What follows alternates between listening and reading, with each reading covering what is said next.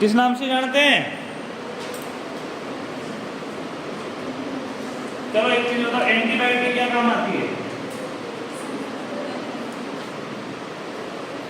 Antibiotic दवाएं किस काम में आती है? किसके काम में आती है? बायो यानी एंटी यानी विपरीत, बायो यानी बायो में किसको पढ़ेंगे अपन? जीवों को। तो जीवों के विपरीत, किसके विपरीत? जीवों के विपरीत। अब जीवों के विपरीत यानी कि जीवों को पढ़ने नहीं देगी और जीवों को पढ़ने नहीं देगी, इसलिए इसको क्या बोलेंगे? एंटीबायोटिक। क्या बोलेंगे? एंटीबायोटिक। यानी जीवाणु रोधी या संक्रमण रोधी, संक्रमण को रोकने वाली या जीवाणु को रोकने वाली एंटीबायोटिक। एंटीबायोटिक तो अपन दे रहे हैं कॉमन कोल्ड में, अब अपन बोल रहे हैं कि एलर्जी को रोकने वाली कौन सी दवाएं दे रहे हैं? उनको बोलेंगे एंटीहिस्टामिन। क्या बोलेंगे? एंटीहिस्टामिन। तो मैंने बताया था कि हिस्टामिन अपनी बॉडी के अंदर खुजलियां करता है। क्या करता है? खुजली, यानी कोई भी बाह्य इंफेक्शन या कोई भी चीज शरीर में प्रवेश करता है तो हिस्टामिन एक्टिव हो जाता है और अपने को क्या करवाता है? उस बीमारी का अनुभव करवाता है, वह खुजाने यानी कि रिएक्शन करता है जल्दी से। उस रिएक्शन को रोकने के लिए क्या करते हैं अपन? एंटीहिस्टामिन ड्रग प्रोवाइड करते हैं। चलो अच्छी बात है, यहाँ पे थोड़ा आता है। दूसरा है कि अपन एलर्जी के रिएक्शन को रोकने के लिए और भी दवाइयों के नाम पढ़े थे। कौन कौन सी दवाइयां थी? डिक्लोमेथाइसोन। क्या नाम था? एक तो डिक्लोमेथाइसोन। क्या नाम था? डिक्लोमेथाइसोन। और दूसरा का नाम क्या था? फ्लूटिकेसोन। फ्लूटिकेसोन, डिक्लोमेथाइसोन, फ्लूटिकेसोन, ये दो विशेष प्रकार की दवाइयां हैं जो एलर्जी को रोकने का काम करती है। इसके अलावा सेट्राजिन है, लियोसेट्राजिन है, वो सारी दवाइयां हैं। ये किसी कोने स्किन इन्फेक्शन को रोकती है। स्किन में खुजलियां वगैरह, दांत खाज खुजली हो जाती है ना, उसके समय भी ये दवाइयां लेने से वो भी ठीक हो जाती है। इसलिए अभी एनएम कर रहे हो, नर्सिंग में आ गए हो, कॉलेज दिनों के बाद अपनी स्कूटी के पीछे प्लस निकालने वाले हो, तो कम से कम दवाइयां तो आनी चाहिए। क्या आनी चाहिए? दवाइयां। कम से कम दवाइयों के नाम तो अपने को याद होनी चाहिए, दवाइयों के यूज भी अपने को याद होनी चाहिए। अगर दवाई का नाम, दवाई का यूज याद नहीं तो नर्सिंग का कोई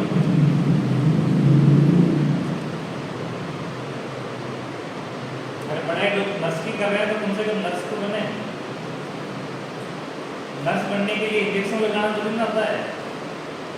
इंजेक्शन लगाने वाले को थोड़ी ना कहेंगे, किसी कहेंगे एजुकेटेड नर्स किसे कहेंगे?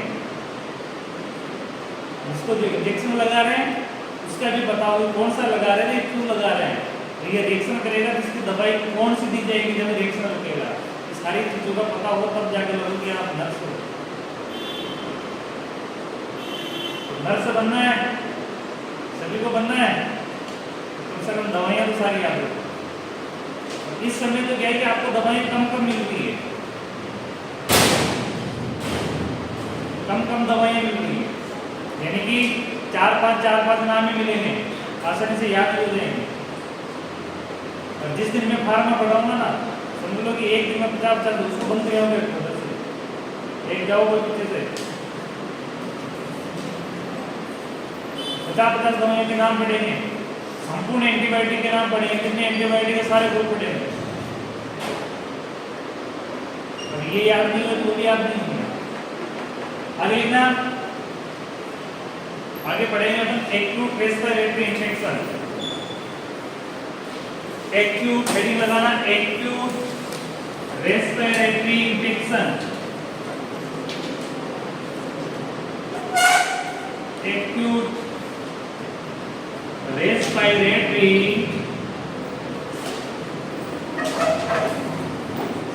इन्फेक्शन।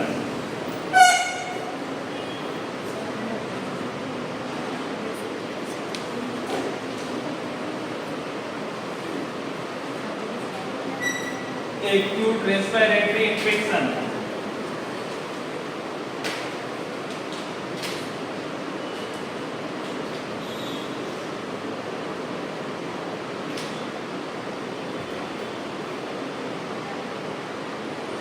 इसमें सबसे पहला पढ़ेंगे टॉन्सिलाइटिस।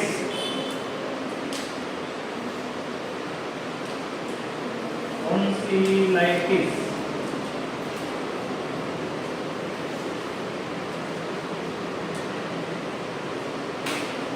टॉन्सिलाइटिस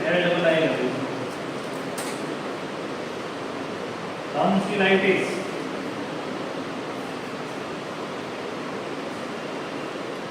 टॉन्सिलाइटिस सबसे पता चल रहा है किसका इन्फ्लेमेशन है। टॉन्सिलाइटिस टॉन्सिलाइटिस जहां तक शब्द आ रहा है तो इसमें देखना टॉन्सिलाइटिस में क्या शब्द आ रहा है, टॉन्सिल। क्या आ रहा है, टॉन्सिल। टॉन्सिल का मतलब क्या होता है, टॉन्सिल का मतलब क्या होता है, अपनी एक बॉडी का पार्ट है जिसको बोलते हैं टॉन्सिल। बॉडी का पार्ट इसको किस नाम से जानते हैं, टॉन्सिल। टॉन्सिल कौन सा वाला पार्ट होता है, ये दोनों वाला पार्ट, गर्दन के ऊपर वाला, इस हड्डी के नीचे वाला जो पार्ट है ये टॉन्सिल है। टॉन्सिल को गलगड़े भी बोलते हैं। क्या बोलेंगे इसको, यहाँ पे सूजन आ जाता है, इसको गलगड़ा बोला जाता है। सुझाते हैं क्या टॉन्सिल, उस सूजन को बोलते हैं अपने मेडिकल भाषा में टॉन्सिलाइटिस। क्या बोलते हैं उसको, टॉन्सिलाइटिस, यानी कि टॉन्सिल का सूजना। क्या, किसका सूजना, टॉन्सिल का इन्फ्लेमेशन टॉन्सिलाइटिस कहलाता है। देखो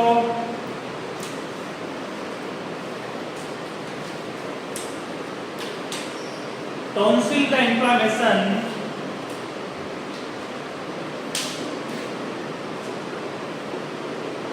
टॉन्सिल्स का इन्फ्लेमेशन टॉन्सिलाइटिस कहलाता है।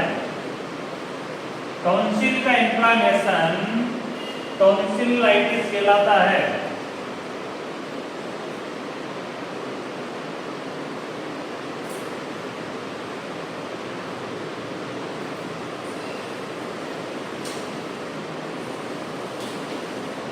इन्फ्लेमेशन का हिंदी अर्थ होता है शोथ। शोथ इन्फ्लेमेशन, इन्फ्लेमेशन को सूजन या अवरुद्ध के नाम से भी जाना जाता है। किसके नाम से, सूजन या अवरुद्ध या रुकावट।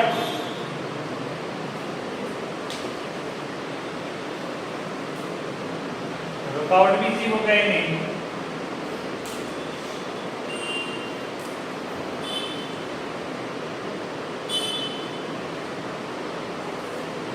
ये तो इसकी डेफिनेशन। अब आगे लिखना टॉन्सिलाइटिस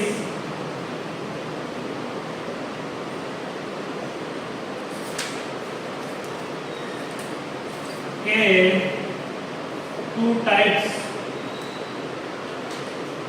होते हैं।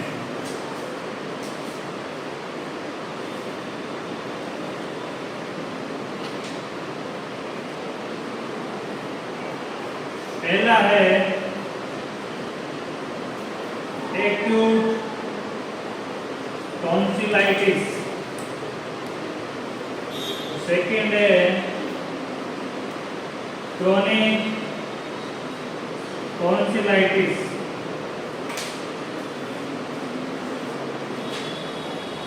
पहला है एक्यूट और सेकेंड है क्रोनिक।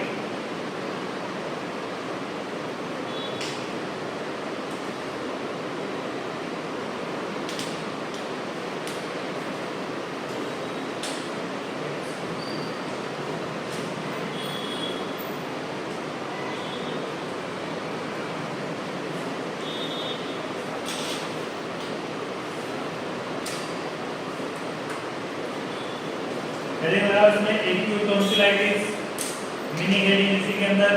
पहला एक्यूट टॉन्सिलाइटिस किसे कहेंगे, एक्यूट में लिखना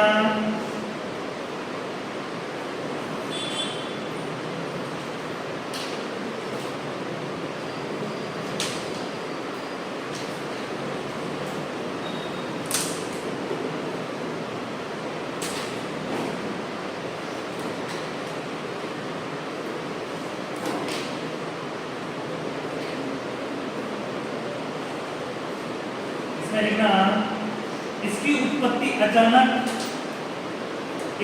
उत्पत्ति अचानक वह तीव्र गति से होती है। इसकी उत्पत्ति अचानक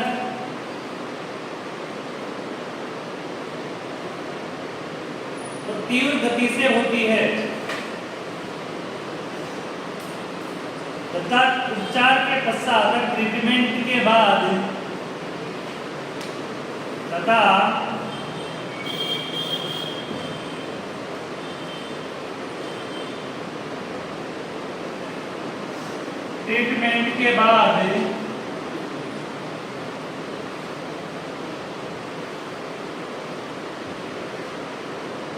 ट्रीटमेंट के बाद सूजन समाप्त हो जाती है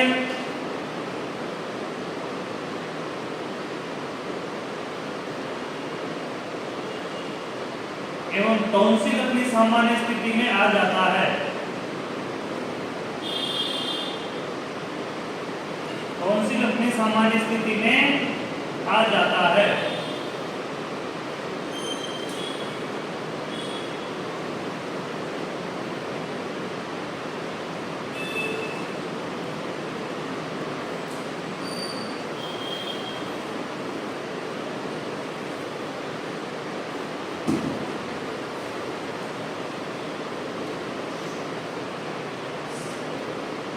सेकेंड में लिखना क्रॉनिक टॉन्सिलाइटिस।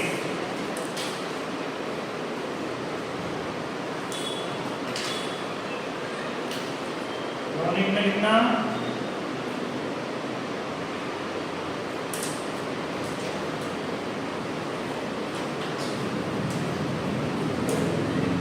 ये टॉन्सिल में होने वाला टॉन्सिल में बार-बार होने वाला इन्फ्लेमेशन है। ये टॉन्सिल में बार-बार होने वाला इन्फ्लेमेशन है।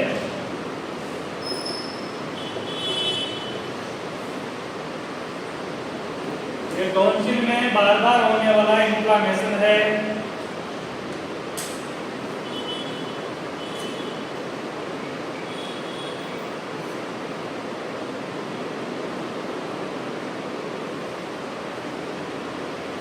जिसमें टॉन्सिल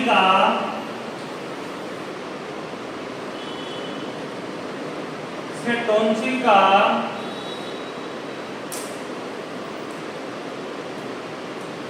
परमानेंट इनलार्जमेंट हो जाता है।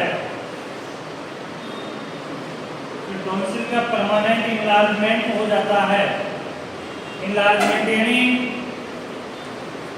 बड़ा, परमानेंटली बढ़ जाता है, सूजन का दुख करता ही नहीं उसका।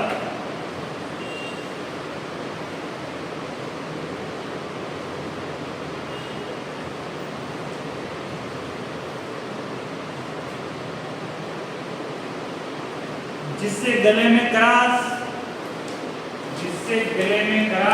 यानी सोर थ्रोट, इंग्लिश में बोल सकते हो उसको सोर थ्रोट।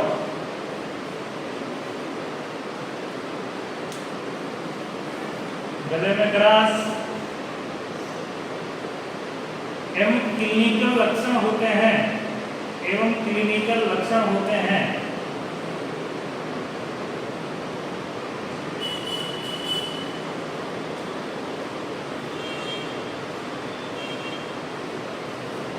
सबसे पहले इसके कारण कॉजेस। इनमें एक्यूट और क्रॉनिक में क्या अंतर था? एक्यूट तो तीव्रता से होता है, तो ट्रीटमेंट होने के बाद क्या हो जाता है, ये ठीक भी हो जाता है। क्रॉनिक में क्या था, ये बार बार होता है और बार बार होने के साथ साथ इसमें जो टॉन्सिल है वो हमेशा के लिए क्या हो जाता है, इनलार्ज हो जाता है, बढ़ जाता है, हमेशा के लिए बढ़ जाता है, इनलार्जमेंट हो जाता है, परमानेंट। हेडिंग लगाना कारण।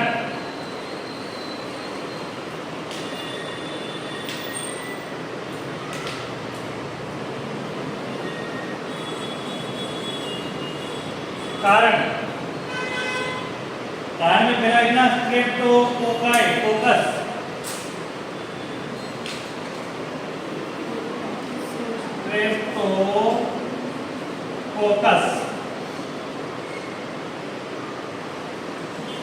स्ट्रेप्टोकोकस पढ़ा है।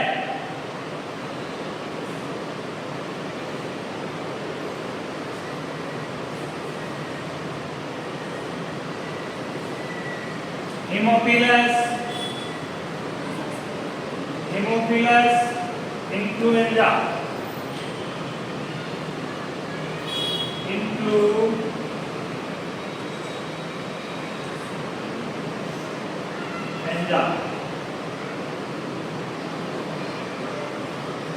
इन्फ्लुएंजा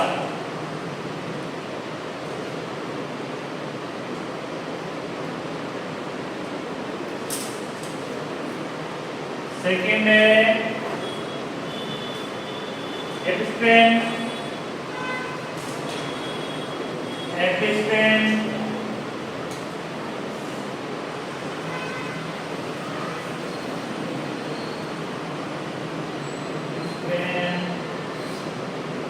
बार वायरस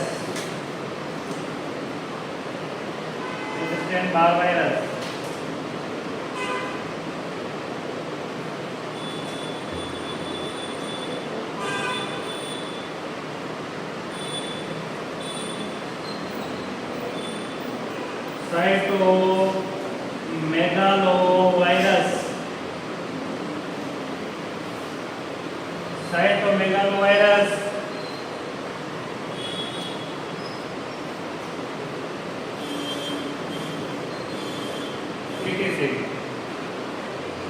ये सारे संक्रमण के प्रकार हैं जिनके कारण क्या हो सकती है, ये बीमारी हो सकती है। स्ट्रेप्टोकोकस बैक्टीरिया है, हेमोफिलस इन्फ्लुएंजा है, एपिस्टेन बार वायरस है, साइटोमेगालो वायरस है। सारे वायरस के प्रकार कोई सा भी वायरस अगर शरीर में प्रवेश करता है, ये क्या करता है, टॉन्सिलाइटिस कर देता है। क्या कर देता है, टॉन्सिलाइटिस कर देता है।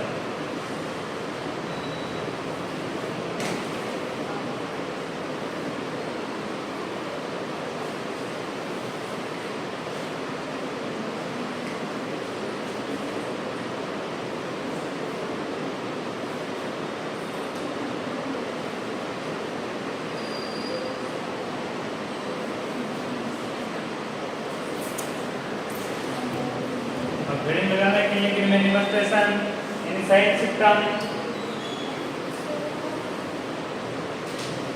साइन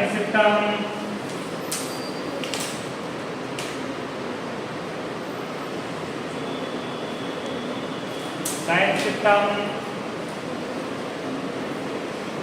पहला हो गया फीवर, ईयरएच कान में दर्द,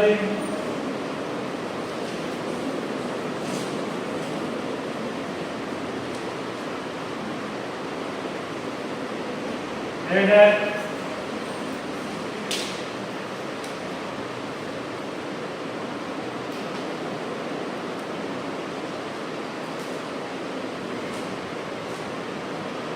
swelling for thought,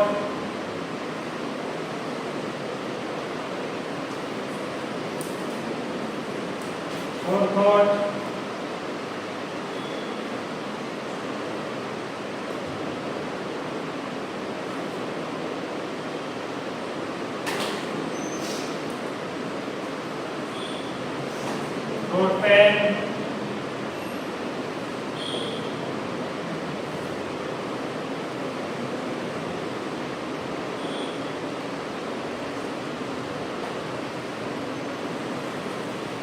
halitosis,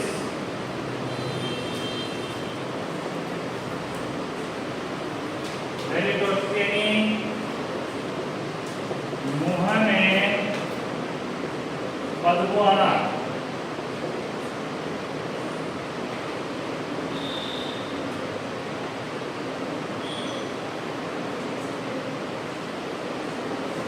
Méliès जैक्यूटा, Méliès जैक्यूटा,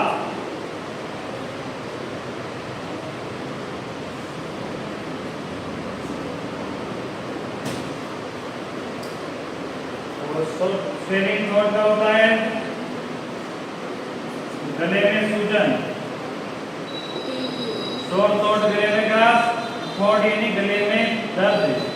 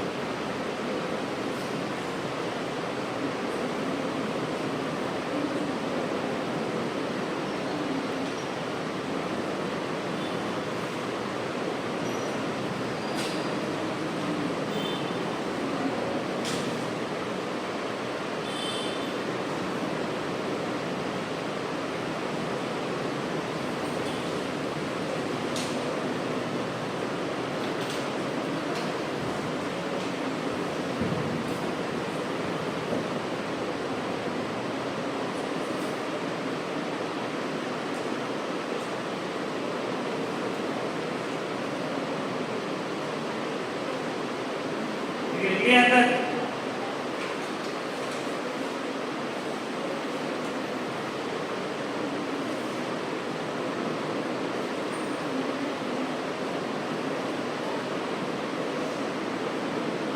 में कॉम्प्लिकेशन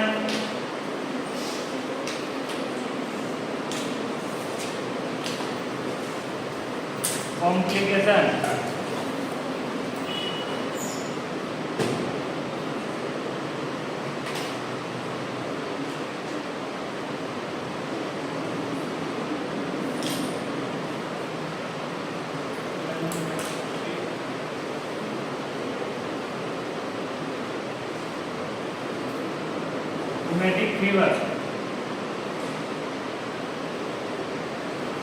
रूम टेम्परेचर वाली फीवर, लगातार वाली fever,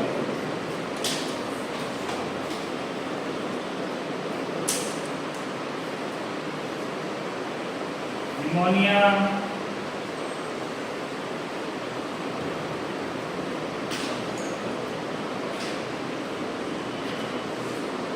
osteomyelitis,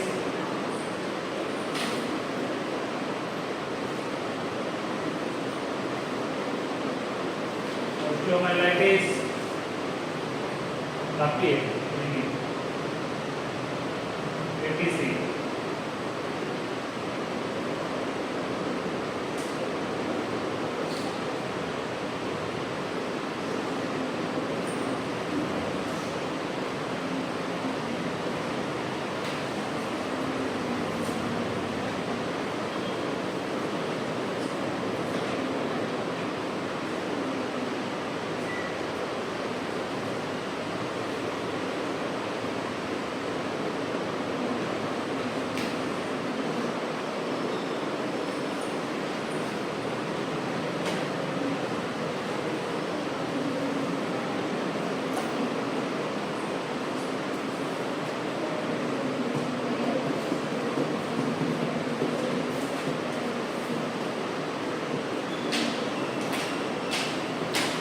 medical management clear है।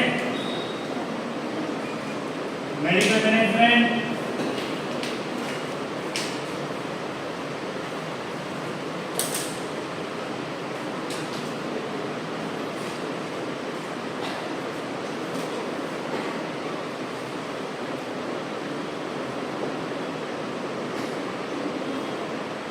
मेडिकल मैनेजमेंट और मेडिकल मैनेजमेंट में सबसे पहले लिखना एंटीबायोटिक ड्रग्स प्रोवाइड किए जाते हैं,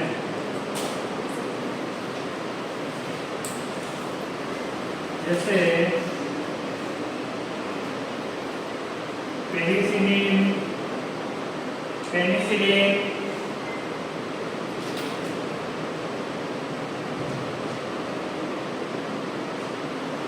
सेफोस्पोरिन,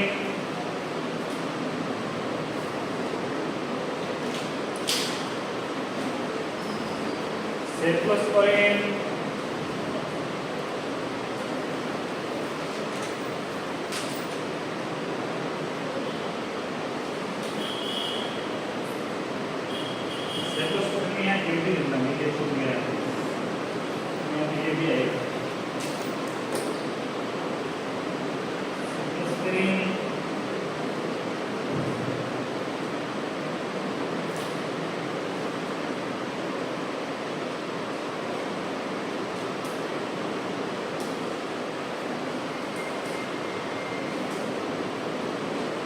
ये यहाँ तक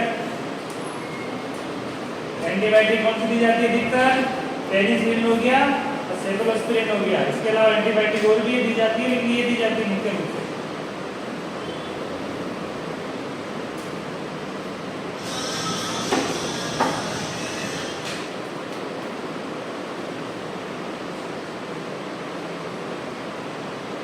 ठीक है,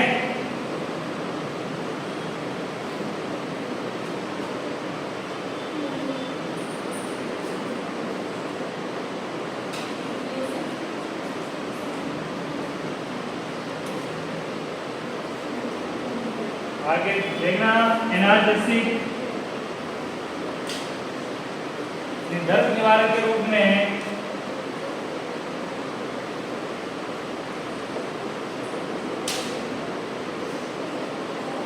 ड्रग्स, एनाल्जेसिक ड्रग्स में देते हैं पहले पीसीएम, पैरासिटामोल, इसके अलावा acetaminophen.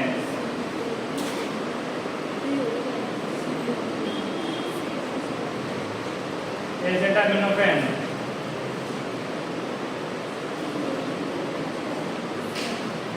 Acetaminophen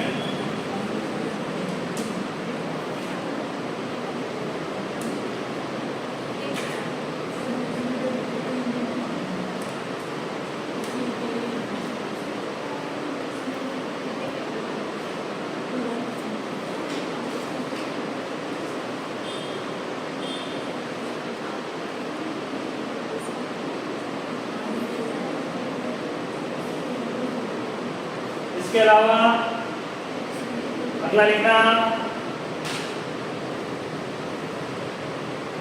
IV fluid provide करना, पेशेंट को आईवी फ्लूइड प्रोवाइड करना,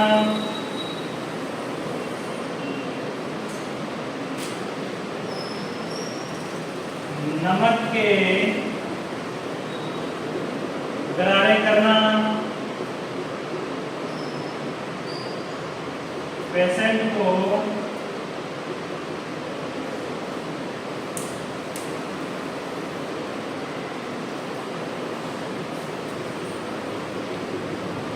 साइकोलॉजिकल सपोर्ट प्रोवाइड करना।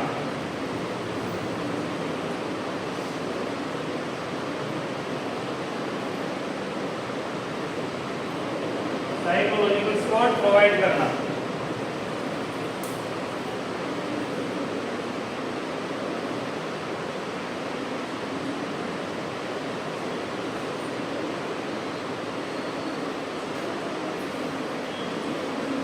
साइकोलॉजिकल सपोर्ट, इसको साइकोलॉजिकल सपोर्ट नहीं दिख रहा उधर से देख लो। पेशेंट को साइकोलॉजिकल सपोर्ट प्रोवाइड करना यानी सांत्वना देना।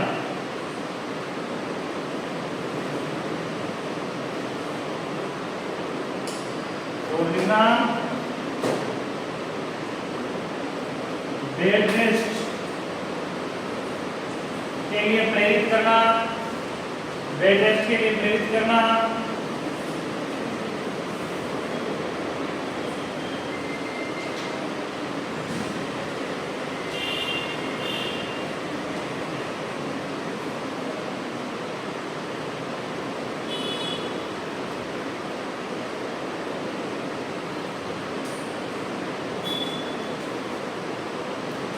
लास्ट हेडिंग में तो सर्जिकल मैनेजमेंट। अगर दवाइयों से ठीक नहीं होता है, इसका क्या होता है? ऑपरेशन होता है। क्या होता है? ऑपरेशन। ऑपरेशन को बोलेंगे सर्जिकल मैनेजमेंट। सर्जरी करने का मैनेजमेंट कैसे होता है देखा इसको।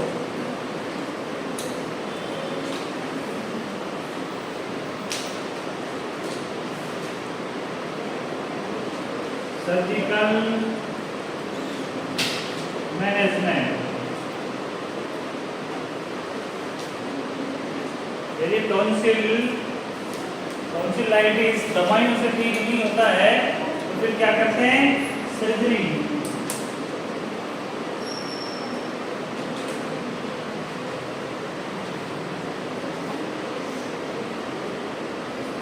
सर्जरी का नाम है पहला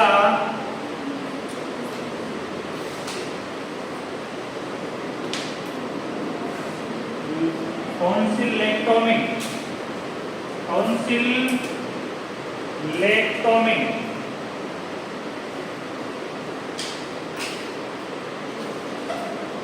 इसको खोल के काट के बाहर निकालते हैं खराब हिस्से को, इसको क्या बोलते हैं? टॉन्सिलेक्टोमी।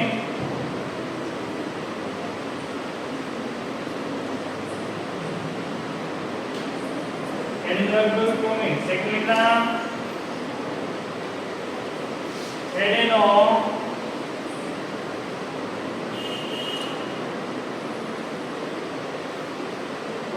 आइडेक्टोमी।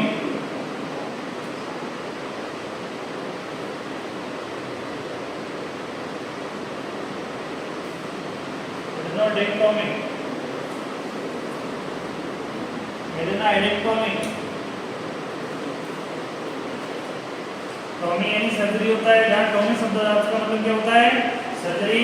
तो बड़े की दो प्रकार की सर्जरी होती है, दोनों नाम तो ये ठीक है, टॉन्सिलेक्टोमी, एडेनोइडोटोमी। इसमें इनको अब क्या क्या होती है इस प्रक्रिया में? तो पहला लिखना टॉन्सिलेक्टोमी में लिखना ये बता क्या है?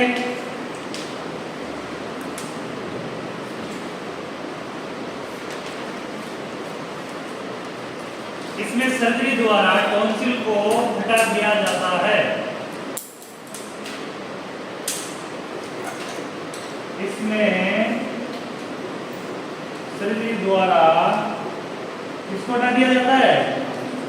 टॉन्सिल्स को हटा दिया जाता है, टॉन्सिल को काट कर निकाल दिया जाता है। इसमें सर्जरी द्वारा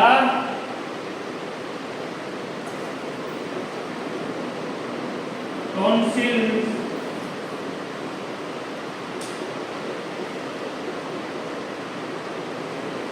हटा दिया जाता है। इसमें सर्जरी द्वारा टॉन्सिल्स को हटा दिया जाता है। इसको क्या बोलते हैं? टॉन्सिलेक्टोमी।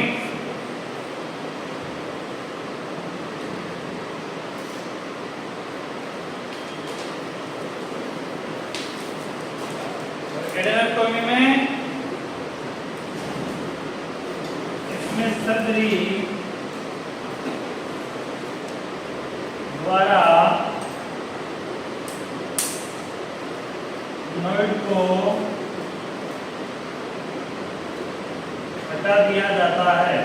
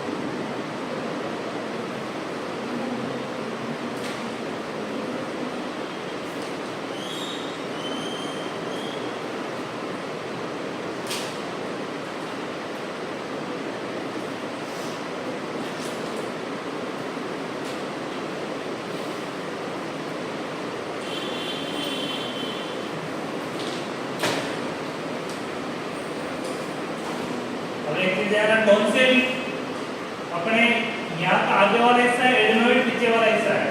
एडेनोइड एक ग्रंथि है, फ्लूइड का सीक्रेट करती है, और टॉन्सिल एक हिस्सा है जिसमें सूजन हो जाती है, टॉन्सिलाइटिस जिसको बोलते हैं अपन। इस चीजें को जिसमें अगर टॉन्सिल में दिक्कत है, टॉन्सिल को काट के निकाला, एडेनोइड में दिक्कत है तो उसको काट के निकाला जाता है। तो इन दोनों के बारे में मोबाइल सबके पास है, गूगल फोन में गूगल पे जाके इनके सबके देखोगे आप कि किस प्रकार की स्थिति, इसमें कौन से को एडेनोइड कहेंगे, कौन से को टॉन्सिल कहेंगे। इसमें चित्र मिलेंगे आपको, फोटो मिलेंगे, फोटो से समझना बहुत अच्छी चीज है, अच्छे समझ में आएगी। जिस स्थिति में दवाइयां काम नहीं करती है वहां पर सर्जरी द्वारा इसको काट कर निकाल दिया जाता है। मेरिंजाइटिस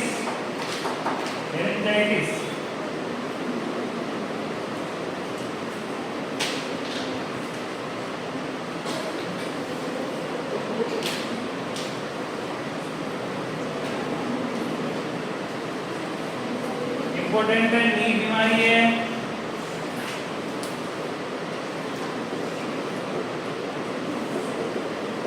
लेरिंजाइटिस, लेरिंजाइटिस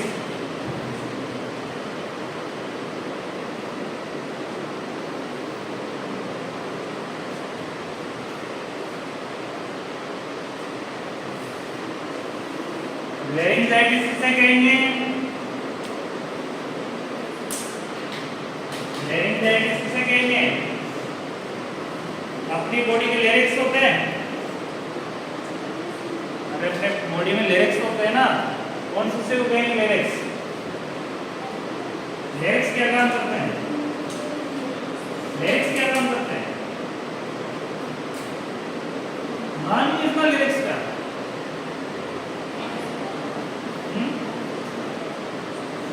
कभी ये तो गाने के लिरिक्स सुना है, गाने के लिरिक्स, गाने के लिरिक्स के नाम नहीं सुना क्या? गाने के लिरिक्स को क्या चीज को होते हैं?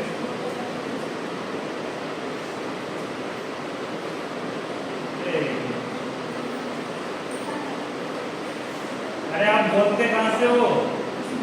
मुझसे नहीं बोलते, आप कंठ से बोलते हो। और यहाँ पे जो ग्रंथियां होती हैं उनको बोलते हैं लिरिक्स। थायराइड ग्लैंड क्या लिरिक्स, गले में क्या होते हैं? लिरिक्स। लिरिक्स क्या करते हैं? अपनी ध्वनि उत्पन्न करते हैं। क्या करते हैं? ध्वनि उत्पन्न करते हैं, जिनको स्वर बोला जाता है। क्या बोला जाता है? स्वर यंत्र।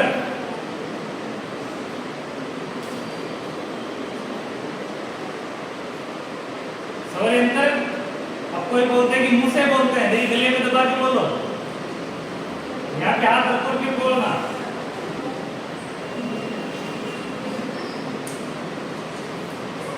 ये जो ये उभरा हुआ हिस्सा है ना, ये मेल में बाहर निकल जाता है, ये थायराइड ग्लैंड का है, स्वर यंत्र है। ये यहाँ से हल्का सा बाहर निकल जाता है मेल में, फीमेल में नहीं निकलता। ये मेल में निकलने की वजह से मेल की आवाज भारी हो जाती है। क्या हो जाती है? भारी, यानी कि आवाज मोटी हो जाती है। फीमेल में यही ग्लैंड अंदर की ओर घुस जाती है, कहाँ चली जाती है? थोड़ी अंदर चली जाती है। इसके लिए फीमेल की आवाज मुलायम पतली हो जाती है। किसकी जाती है? पतली, यानी कि आवाज का डिफरेंट है। मेल की आवाज थोड़ी कड़कपन में ज्यादा रहेगी, कड़कपन भी भारी के साथ रहेगी। और फीमेल की आवाज जोर से बोलने के बावजूद भी कैसे रहेगी? स्मित, यानी हल्की रहती है, क्योंकि इस आवाज का ये स्वर यंत्र, इसको बोलेंगे स्वर यंत्र। इसके आसपास ये जो हड्डियां बनी हुई है, यहाँ तक गले में यहाँ तक हड्डियां हैं छल्ले के रूप में, ये हड्डियां इस प्रकार से जुड़ी हुई है, ये उंगलियां जुड़ी हुई ना, इस प्रकार से जुड़ी हुई है। ये इस प्रकार हिलती है, तो ये हिलने के कारण क्या उत्पन्न होती है? ध्वनि उत्पन्न होती है। क्या उत्पन्न होती है? ध्वनि उत्पन्न होती है। अब एक चीज के जमाना की दुकान में बलगम कहाँ जमता है? गले में जमता है। इसलिए लिरिक्स काम नहीं कर पाते बराबर से, तो गला क्या हो जाता है? बैठ जाता है। गला बैठना देखा है? आवाज बाहर नहीं आती बोलने के बाद, इसलिए नहीं आती क्योंकि लिरिक्स क्या हो जाते हैं? बलगम की वजह से जाम हो जाते, हिल नहीं पाते अच्छे से। जब हिलेंगे नहीं तो ध्वनि नहीं बनेगी, इसलिए बाहर कुछ आवाज नहीं आती। इसको गला बैठना, और उसको अपने मेडिकल भाषा में बोलेंगे सोर थ्रोट। क्या बोलेंगे उसको? Sore throat. गले में खराश होना, खरखरी पड़ना, नॉर्मल। हिंदी जो क्या बोलेंगे? Sore throat. अब जो लेरिंग में इंफ्लेमेशन होता है, लेरिक्स में इंफ्लेमेशन होता है, उस बीमारी को क्या बोलेंगे? लेरिंगोजाइटिस। क्या बोलेंगे? लेरिंजाइटिस। क्या बोलेंगे? लेरिंजाइटिस। तो पढ़ेंगे। आज तक जो बीमारियां पढ़ी है, पढ़ के हमें कब में आते हैं।